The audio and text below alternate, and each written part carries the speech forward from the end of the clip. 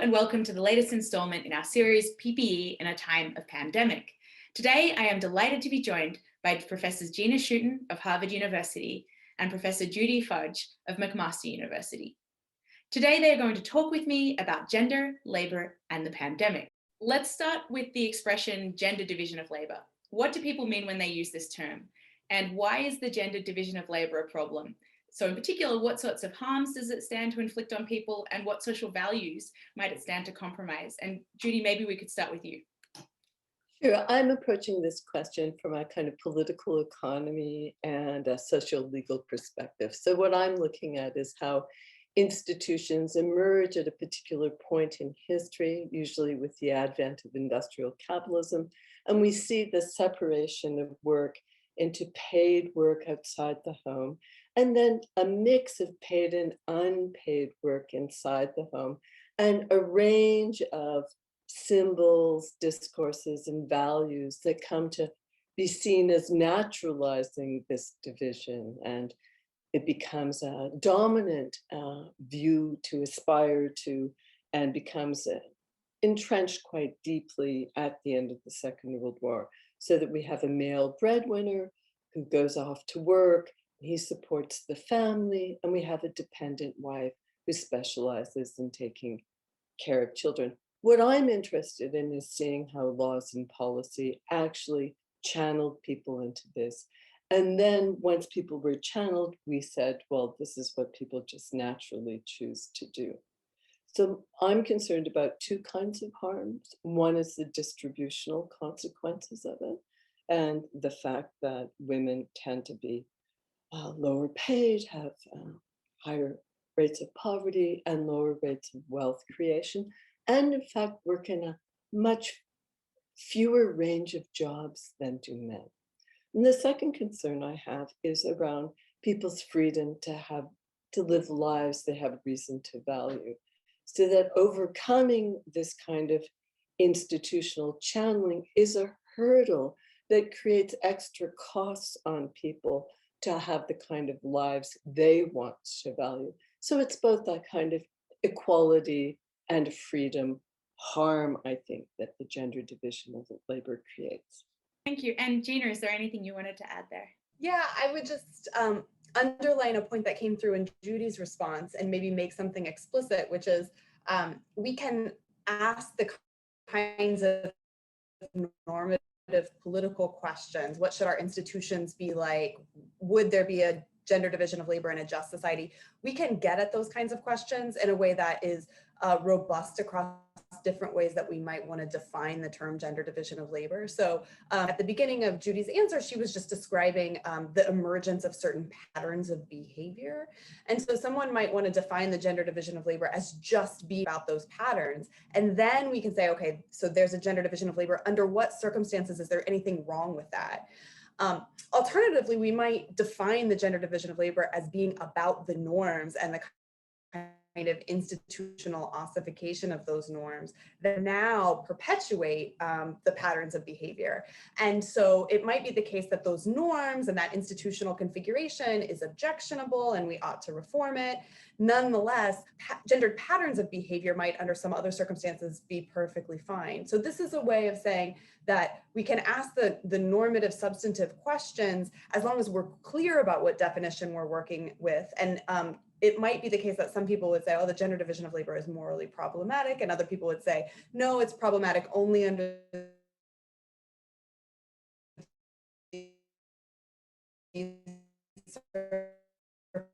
circumstances, and those might be equivalent, and we might have different reasons for wanting to pin down a different kind of phenomenon, but still be able to make progress with respect to the substantive question. Some have claimed that the gender division of labor is unjust because it constitutes or causes an unjust distribution of goods.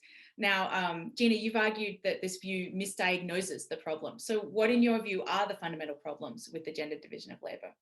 So first, why do I think the distributive diagnosis is a misdiagnosis? I think that to make sense of this, I have to first acknowledge that there is a lot of distributive injustice in the vicinity of the gender division of labor. So a couple of examples.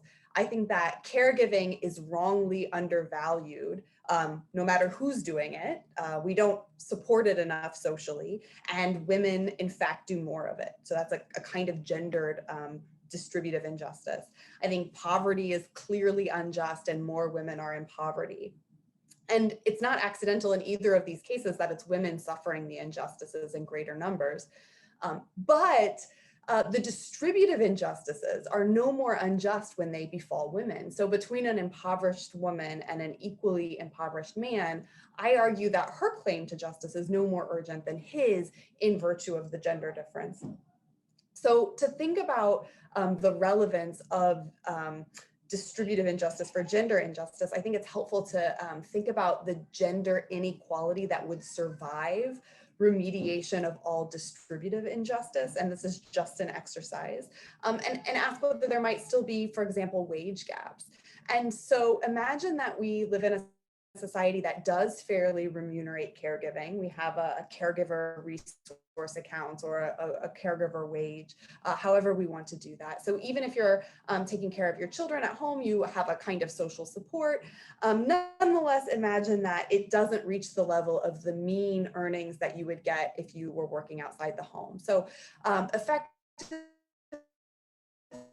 I think it's not unjust that we have more time with their children. And so as long as that's true, then we can imagine that there's some kind of earnings gap between primary caregivers and primary wage earners, so long as there are primary caregivers and primary wage earners. And it's all distributively. In that case, we would still have aggregate wage gaps between women and men.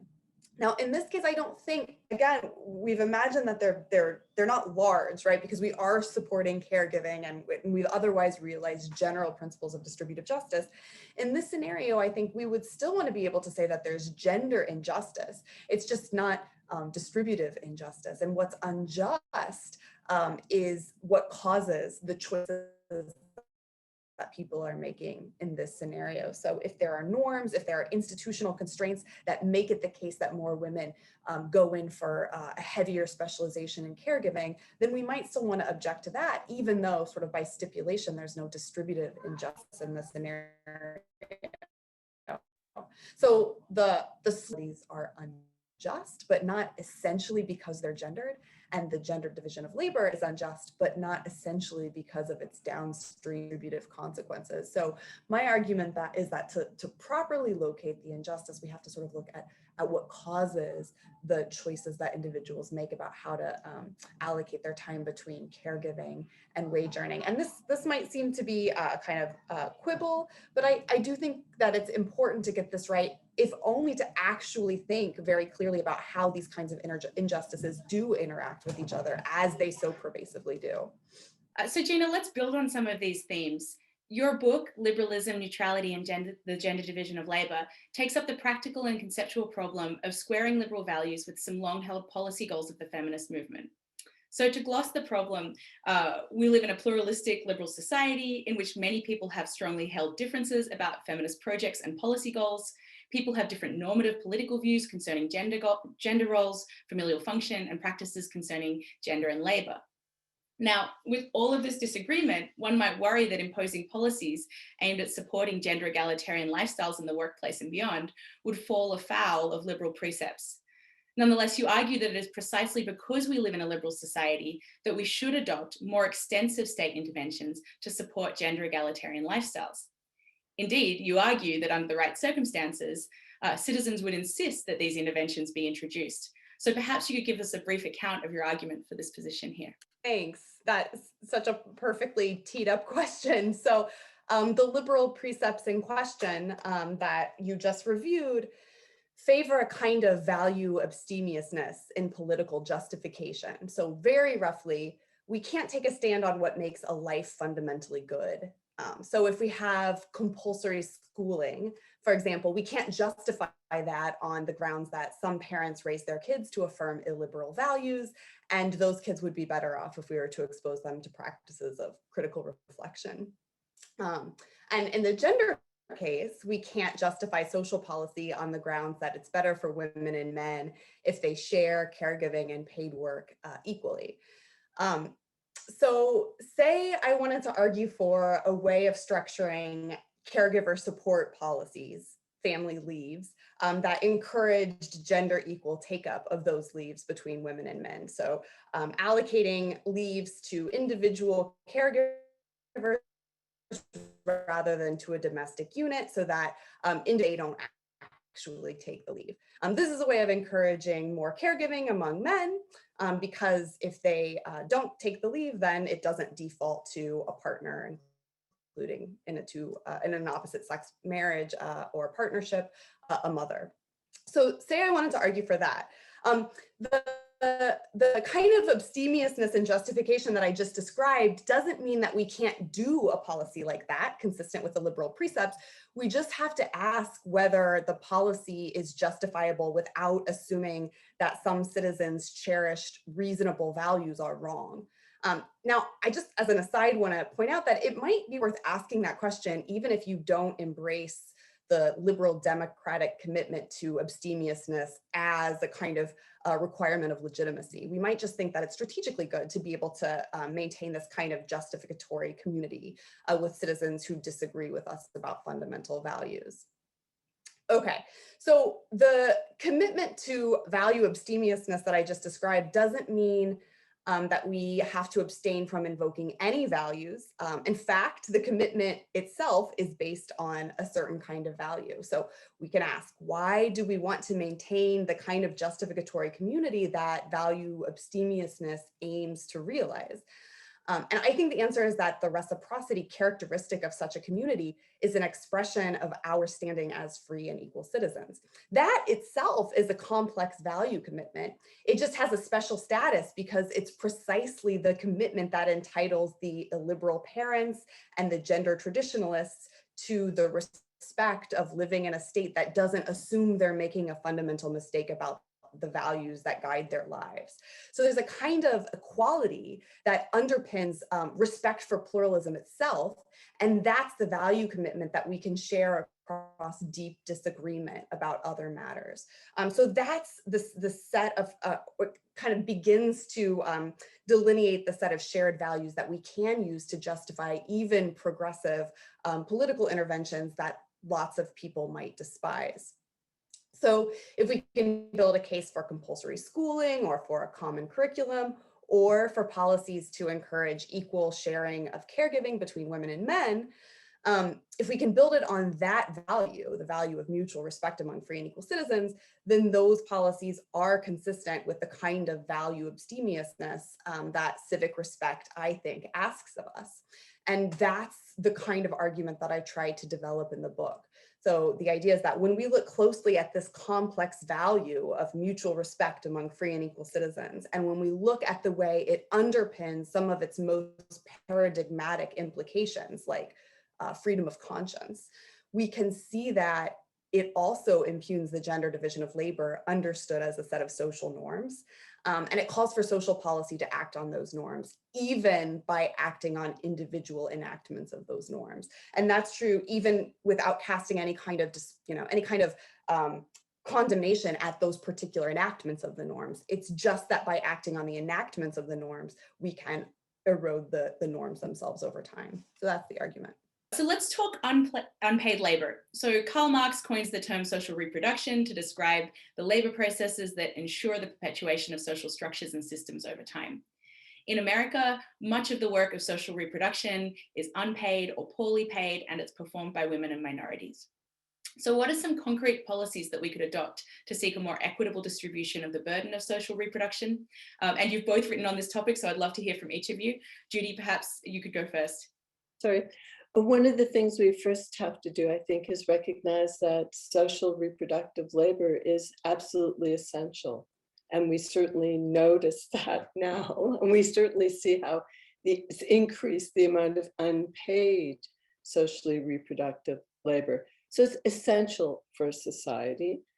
And it hasn't really been valued because it's assumed that it's just an inevitable thing that women do because of the social norms that underpin the gender division of labor. So once we recognize that there is this work that has to be done, then we have to think about how do we value it. One way to value it would be, of course, to say that people should be able to do it and balance the work they do in the paid labor market, right?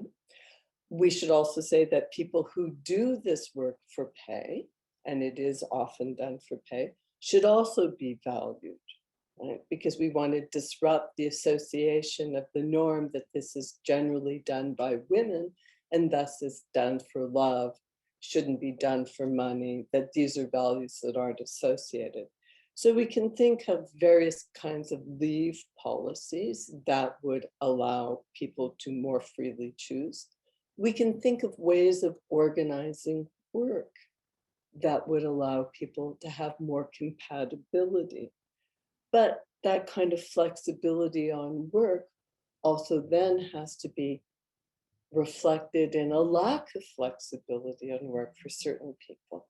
Because one of the problems with the social norm of the gender division of labor is that women cannot choose not to do this work because someone has to do it, and men are free to choose not to do it. So the question is, how do we maximize the choices and develop policies? So one thing would be flexibility in work schedules. Germany and the Netherlands have policies where you can ask for your work schedule to be adjusted with a range of different needs, and the employer has an obligation to adjust unless it's unreasonable. So those are the kinds of policies that we could think of, and then we could think of how we could better remunerate people who do this kind of reproductive labor that we know is essential work. So those are some ideas about it.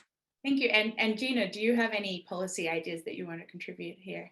So I love Judy's answer. The only thing I would add is I think feminists should acknowledge that we face trade-offs in this space. So the people who bear the greatest burden of social reproduction are the most multiply disadvantaged women.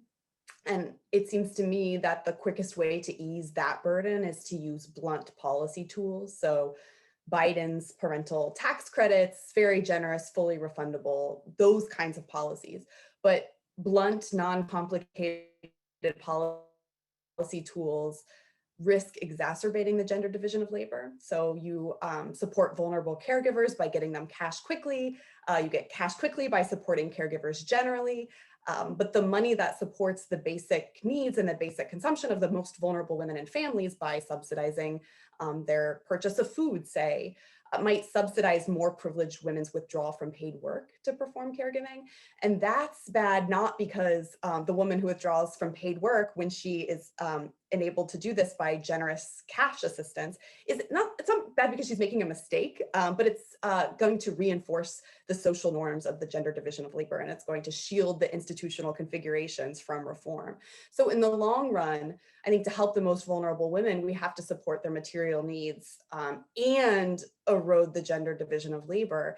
And the best way to do the first thing plausibly sets us back with respect to the latter, because it does enable more privileged women to withdraw from paid work or to make paid work less of a first priority. So I think what that means is that even though the balance of moral considerations favors seeing to material vulnerability most urgently, we should also incorporate ways to offset the sort of entrenchment of norms that can be predicted to come with that kind of blunt policy instrument support. So speaking of trade-offs, several of the proposals that you both touched upon involved using market language and fixes and invoked practices and values that are perhaps more familiar to the public sphere, like fairness, equality, incentives, to address problems of interpersonal ethical life. Relationships of care are often thought to be privileged and private spaces. So is there a worry about some of these interventions having the function of corrupting these spaces with the transactional logic of the market? So I think that they aren't problems of interpersonal ethical life, as you put it. They're problems of public life that interact with choices that people make, where those choices in isolation are completely unproblematic. So it might be clarifying to say that I do think that there's something not great about the kinds of policies that I endorse that I described just a little bit ago, like individual allocated non-transferable parental leaves, right? Each, if they're two parents, then each parent gets their allotment of leave and they can't default to the other parent if they want to have an arrangement wherein one parent specializes in caregiving and the other specializes in labor market participation. I think there's something not great about those kinds of policies because they restrict people's options. In a society without a gender division of labor, I wouldn't endorse supporting caregiving in a way that conditionalizes support on some particular configuration of domestic cooperation. But because of the ways that domestic choices interact with political equality and political freedom, the balance of considerations favors acting on the patterns of behavior, which means acting on individuals' behavior. But the idea is not to sort of like reform a kind of ethical problem with interpersonal life. It's more to reform a social problem that is sustained by patterns of behavior, and those patterns can be disrupted only by acting on particular instantiations of them. So some of the policy proposals we've discussed today, which aim to remedy gender inequality, involve instituting greater flexibility with respect to working hours. So Gina just gave a couple of examples. And one worry is that flexible time arrangements might actually accentuate gender inequality by perpetuating gendered choices about hours of work. You've both shown yourself sensitive to that worry. And we might even note that in order to have any effect on gender inequalities, men in particular need to avail themselves of things like shorter hours, like parental leave provisions. So what individual responsibilities and obligations do men have here?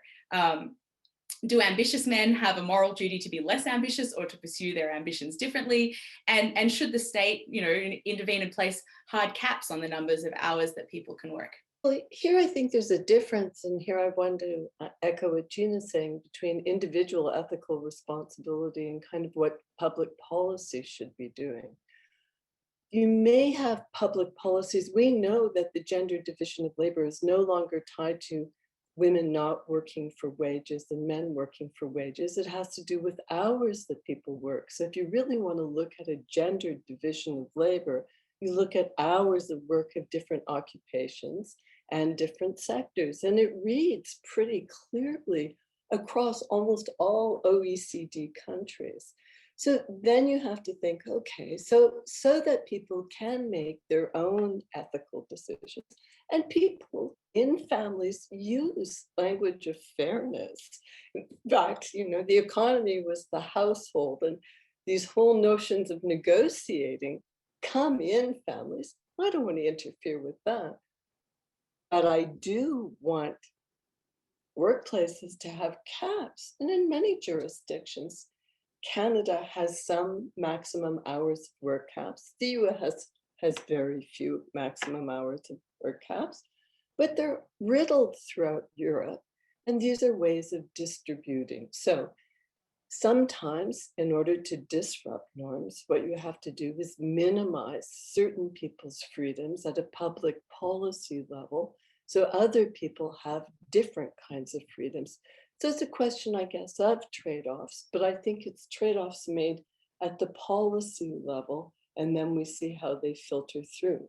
And we do know that limiting hours of work has some impact on how we distribute other forms of labor.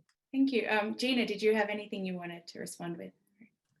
Yeah, I mostly agree that the way we should be thinking of this is as a political problem, and we should use policy to try to influence the kind of cost benefit analysis that people make so that they can make their choices in response to their own values and preferences, but against this backdrop of sort of contingent extrinsic costs and benefits. But the question of whether what do individuals have any kind of moral requirement to do gender countertypical behavior? I think that this is a really interesting question, and I don't know the answer, but I think that if they do, it's because of the consequences of their doing so. So if it's right that the thing that's objectionable is the norms, then we can say that in a just society, a caregiving arrangement wherein one partner specialized in being the parent, that would be totally fine, because that's a society wherein that's not norm responsive behavior. So my answer to this question depends on whether through their own choices, individuals can disrupt the unjust patterns. And I think to really disrupt the patterns, we need political action. I think that Judy and I agree about that. But if individuals can do it, maybe they have a microphone, maybe they're an influencer, something. Do they have an obligation to do it? I think maybe. But if they can't disrupt the patterns, I don't see why we should think that they have to arrange their influence. So real answer to your question, but I think at most we have to act against our norm preferences in order to disrupt norms. And when we're acting in isolation, where the would come from. So as you know, this is a kind of pandemic themed discussion series, and I wanted to ask you a couple of questions about your work that are adjacent to considerations concerning the pandemic. So Judy, the pandemic's function to bring existing socioeconomic inequalities and sites of gendered and racialized labour discrimination into stark relief. In a recent co-authored piece, you wrote about how workers in the commercial sector have been especially hard hit by the pandemic. So could you talk a little bit about this case and about the general lessons that it might have for us as we confront the challenges of remedying labour-based inequality as we move past the pandemic? Well, in Canada and as in the United States, there's a concern around sex trafficking. And one of the ways we deal with the harms of sex trafficking is we deploy immigration laws and criminal laws. So we make it a crime to traffic in human beings, and we use immigration laws to restrict people's entry. In Canada, we also put a requirement in every temporary worker's visa, so this is any migrant who hasn't got permanent residence status, that they are ineligible to be in Canada if they work in any part of the sex sector, even those parts of the sex sector that are perfectly legal. So they face deportation. And this means that places like massage parlors and holistic health centers, particularly for Asian and South Asian populations, have been heavily targeted.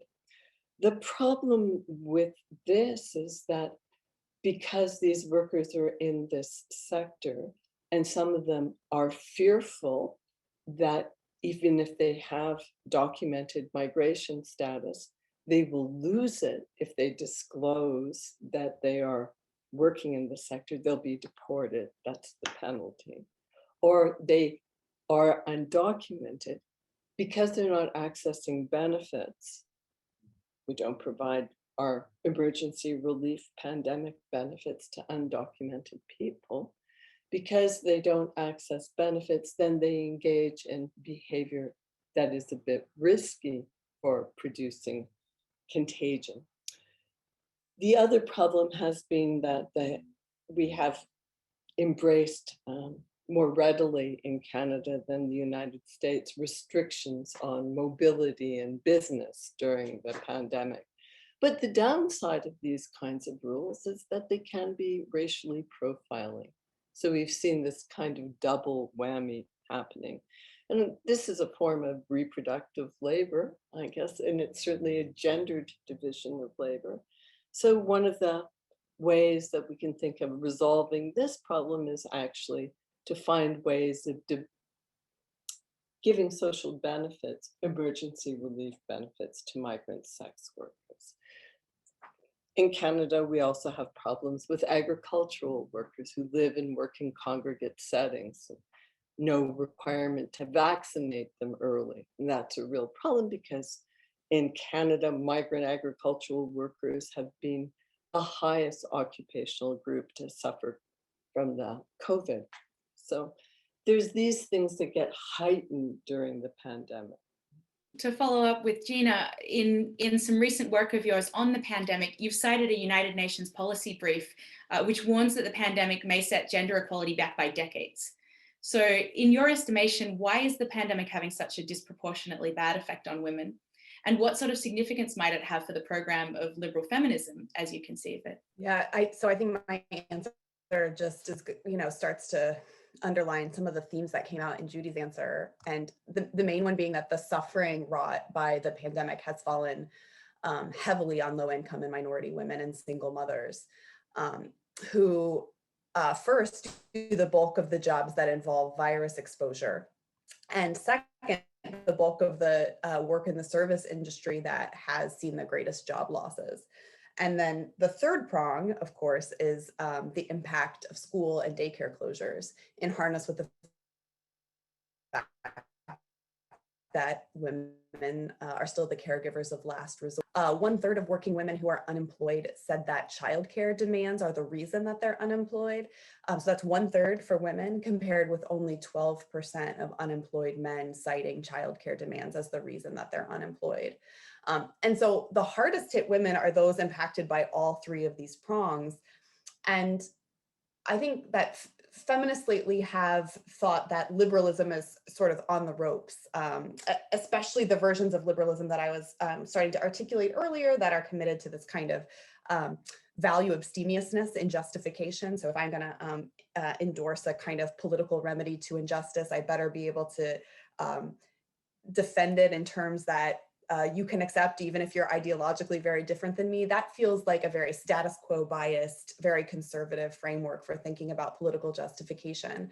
But I think that that's a mistake, in part because I think that this the value that underpins that abstemiousness, again, this idea of mutual respect among free and equal citizens, is just a much more progressive commitment than what people have thought. And so by drawing out the actual demands of that commitment, we can see that the very reasons we have to abide by this kind of abstemiousness also impose these positive requirements of justice.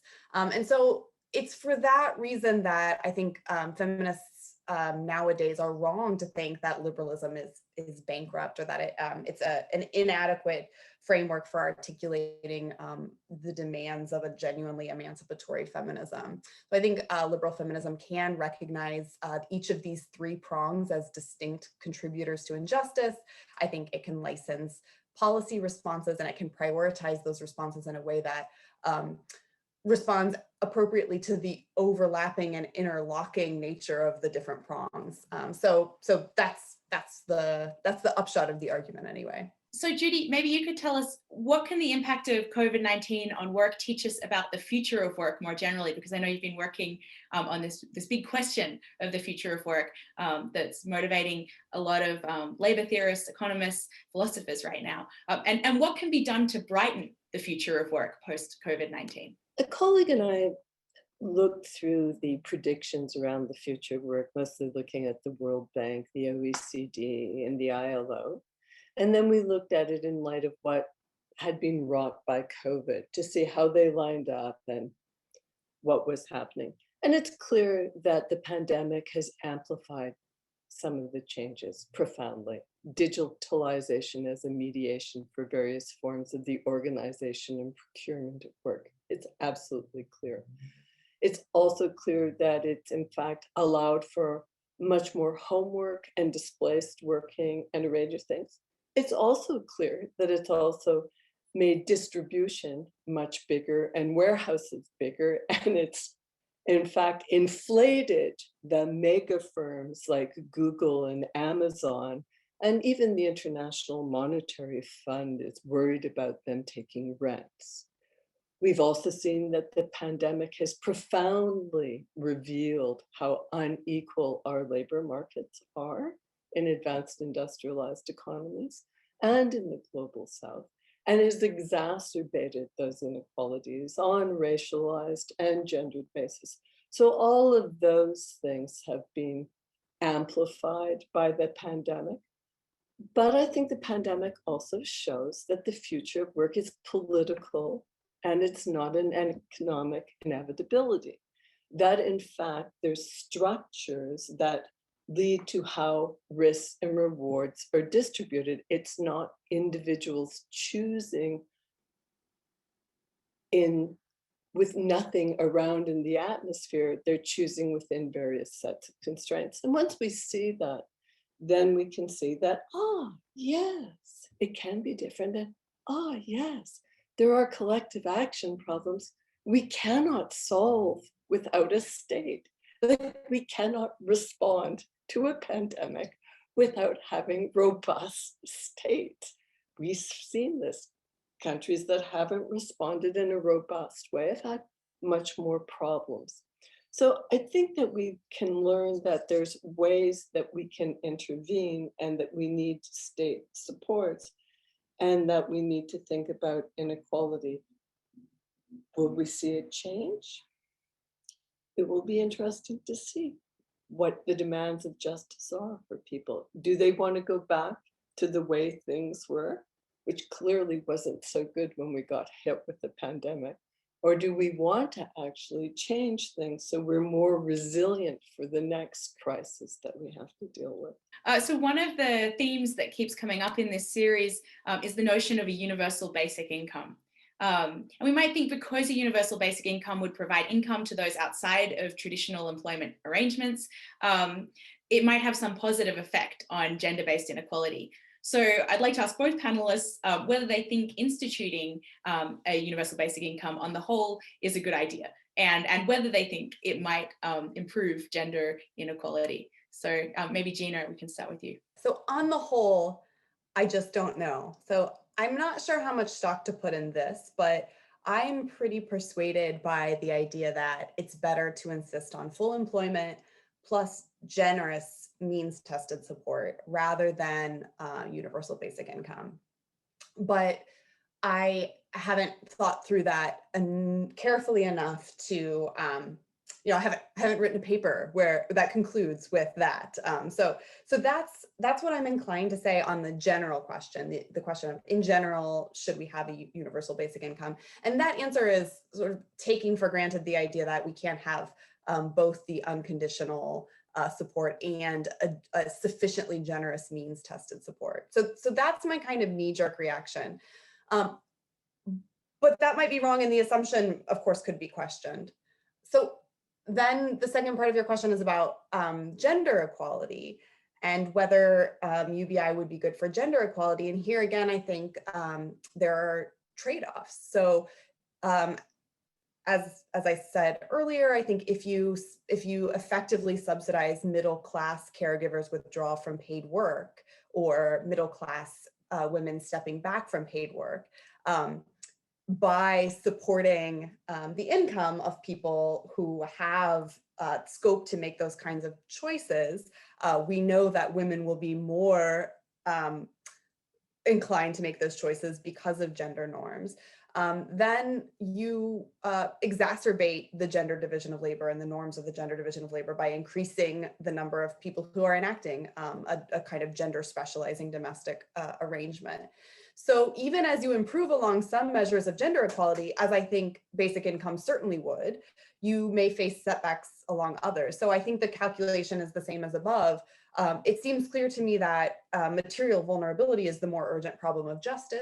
So if my sort of first knee-jerk reaction is wrong, and it's actually much more effective because maybe more politically motivating to have a universal basic income than to have very generous means tested support plus interventions for full employment, that is clearly going to have a disproportionately beneficial impact on the most vulnerable women. So that's what we should do.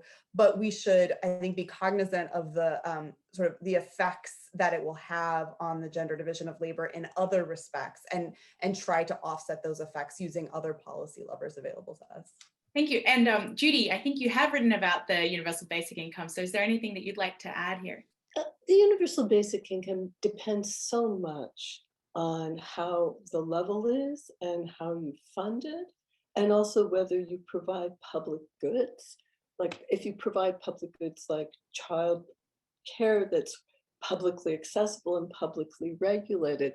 So my concern, even about the distributional consequences of the basic income, is what are you taking away and what are you in terms of income support and what are you doing in public goods? And those are key questions.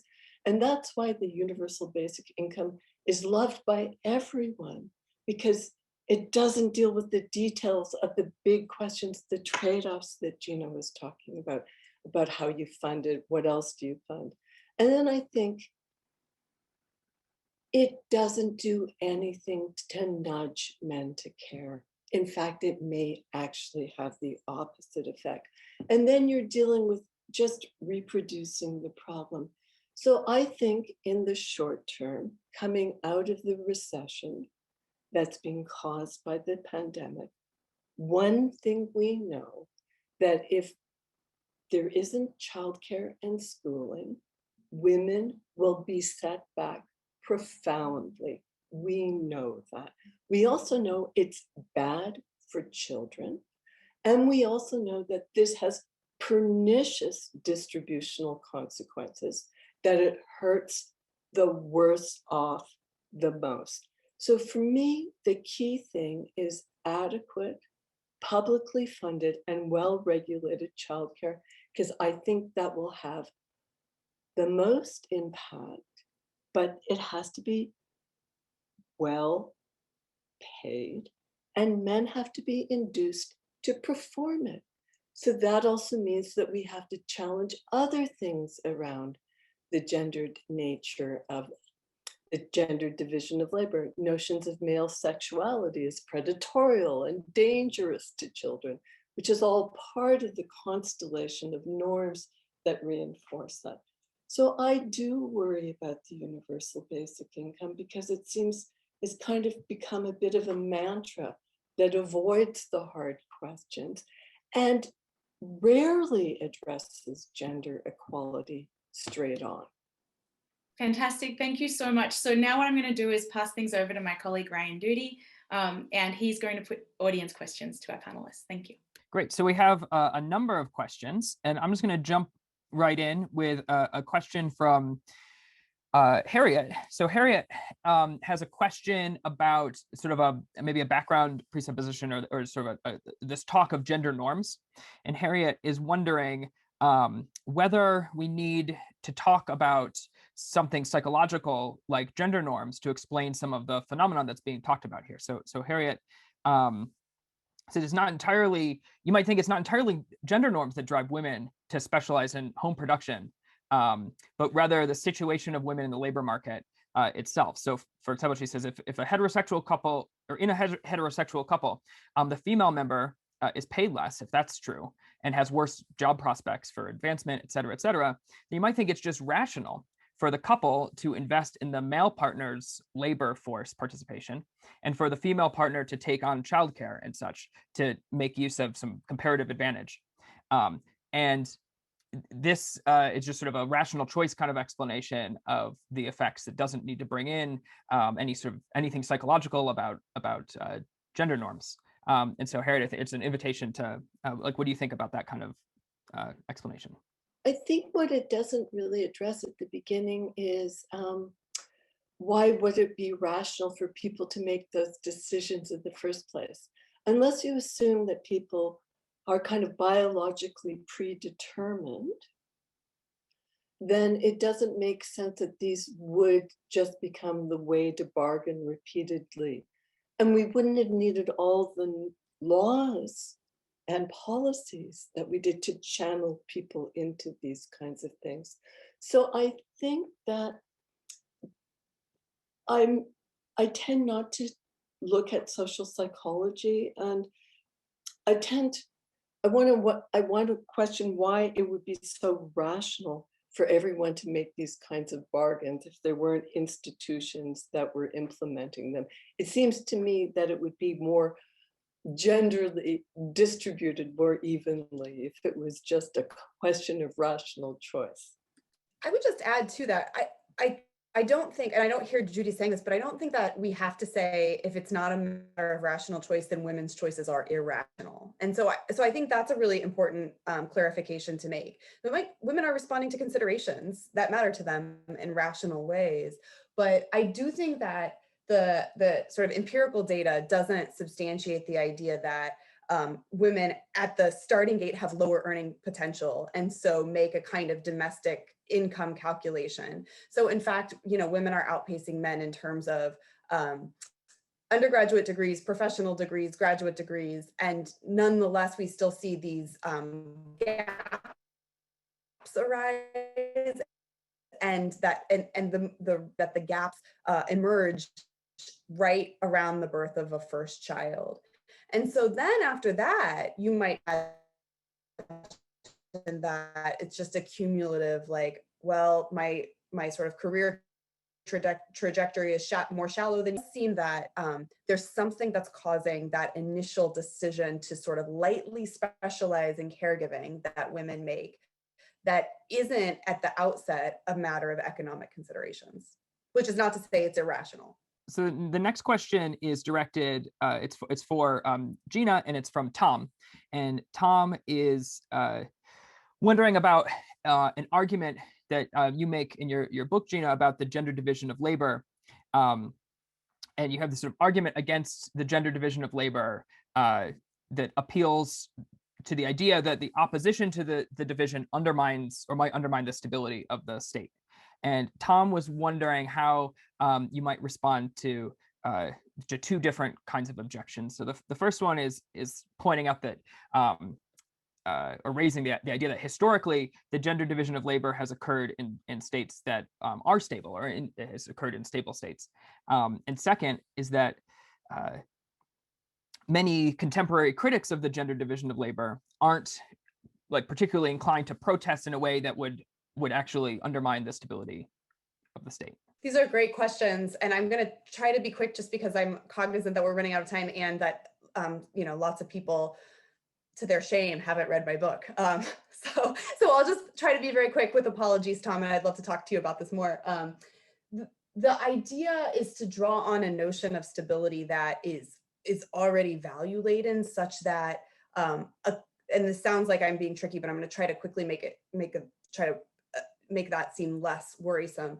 The idea is that it's a claim of instability is not undermined by the observation that we have relative tranquility and no mass protests. So the idea is that if people have a legitimate complaint that they're living in a social arrangement that doesn't adequately respond fairly to the interest that they have, then we have a stability problem, even if they're sort of not rising up, even if they don't recognize that there's a kind of unfairness. And the way that works, the way you can make that kind of case that is robust against the observation that it doesn't look like instability, it looks like everybody's sort of compliant with this gender system, is by thinking about the reasons for wanting stability. And that gets the premise that it's a moralized conception of stability that we care about. So that's not enough, but that's a kind of gesture at the way I'd answer that question. This next question is for Judy, and it's sort of following up on one of the things you said in response to the final question about provide. I think I forget the quote, but this is a question from Michael. It's about inducing men to take on more of a burden, to creating incentives for men to take on more of the sort of childcare burden. And Michael is wondering, putting it that way makes it sound like this is a responsibility of the state or the government to create these incentives. And Michael is wondering, but what about, do you think that individual men have obligations? I guess it's the kind of, if we think it is a harm that women and men are channeled into certain kinds of specializations on the basis of their gender, which takes a lot of effort to change and creates quite a bit of backlash when people attempt to do so. It seems to me then it is a good idea for individuals to behave in ways that don't reinforce norms that constrain people. So for example, I wouldn't want people to be racist at my dinner table, right? And I wouldn't want that. So I think that people should in their private lives. Now, we don't, in fact, in terms of those kinds of things, enforce laws around it, But we do induce people to change through education. We do have a whole range of things. So, I'd say that people have a moral obligation to treat people openly, allow people to change. But,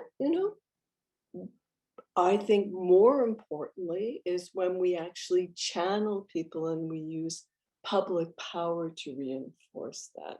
So I think I'd want to talk about the individual responsibilities in a different kind of way, and I'd use different kinds of tools than I would around the broader policy areas.